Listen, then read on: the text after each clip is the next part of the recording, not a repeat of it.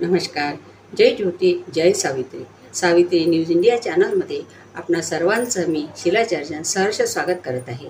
मैत्रिणींनो, हे वर्ष महात्मा ज्योतिराव फुले यांचं द्विजन्म शताब्दी वर्ष म्हणून साजरे केले जात आहे. या निमित्ताने महात्मा फुले यांच्या चरित्राचा व त्यांनी केलेल्या सामाजिक सुधारणांचा जागर केला जात आहे. सावित्री शक्तीपीठाने या वर्षभरात विविध कार्यक्रमांचे नियोजन केले आहे. त्यात अखंड स्पर्धात्मक परीक्षा, अभिनय स्पर्धा, काव्य स्पर्धा आदींचे आयोजन केले आहे. आणि आज 11 मे या रोजी ज्योतिबा फुलेंना महात्मा ही पदवी बहाल करण्यात आली होती. थोर क्रांतिकारक ज्योतिराव फुले समाज जागृतीसाठी अहोरात्र झटले. स्त्री शूद्रांच्या दाराकडे त्यांनी ज्ञानगंगा वळवली. अन्यायाचा प्रतिकार करण्यासाठी जनतेस शिकवण दिली.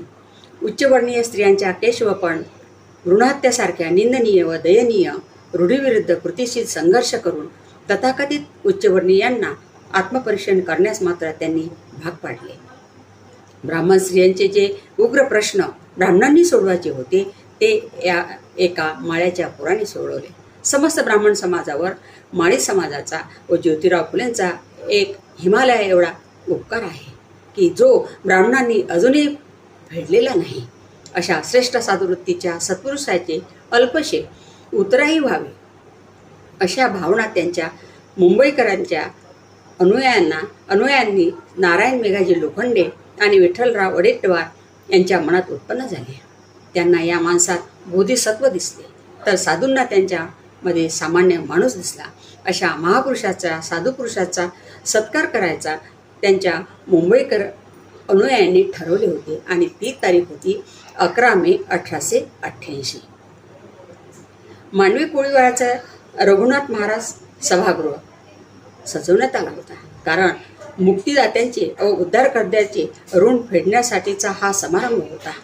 ब्राह्मण समाजाने जे करायला हवे होते ते मुंबईकर, कष्टकरी, कामगार, बहुजनांनी केले होते. सभास्थानी जसे सुशिक्षित, श्रीमंत, पागोटे घातलेले व फेटेवाले होते तसे जीर्ण टोप्या, फाटके कपडे घातलेले असंख्य अनुयायी सुद्धा त्या ठिकाणी हजर होते. श्रीमंत घराण्यातील स्त्रिया जशा होत्या तशा ठिगळाचे लुगडे असलेले बहुसंख्य बायाही त्या ठिकाणी उपस्थित होत्या. दारिद्र्याने पिडलेले, पोटासाठी आपले गाव, मुलंबाळं, घरदार सोडून आलेल्या परिव्राजकांचा, मनुष्यत्वास पारखा झालेला मानवाचा तो एक समुदाय होता. या समारंभासाठी वेगवेगळ्या भागातून सर्व नामवंत आले होते. पंढरीच्या वाळवंटात सर्व स्तरीय विठ्ठल भक्ताची जणू मांदियाळी होती. ज्योतिराव फुले सभास्थानी येताच उपस्थितांच्या डोळ्यात कृतज्ञता चमकू लागली होती. काहींच्या डोळ्यातून अश्रू वाहू लागले होते. ज्योतिरावांचे असामान्य धैर्य, त्याग, ध्येयनिष्ठा, समता, समभाव यांचा पुरस्कार व मानवी हक्काचे दरवाजे उघडणारे हे प्रथम महापुरुषच आहेत. अशा आशयाचे गौरवपूर्ण भाषण नारायण मेघाजी लोखंडे यांनी केले होते. इतर मान्यवरांनी सांगितले की सतत अहोरात्र 40 वर्षे निस्वार्थपणे जनसेवा करणारे हे महाराष्ट्रातील आद्य पुरुष आहेत.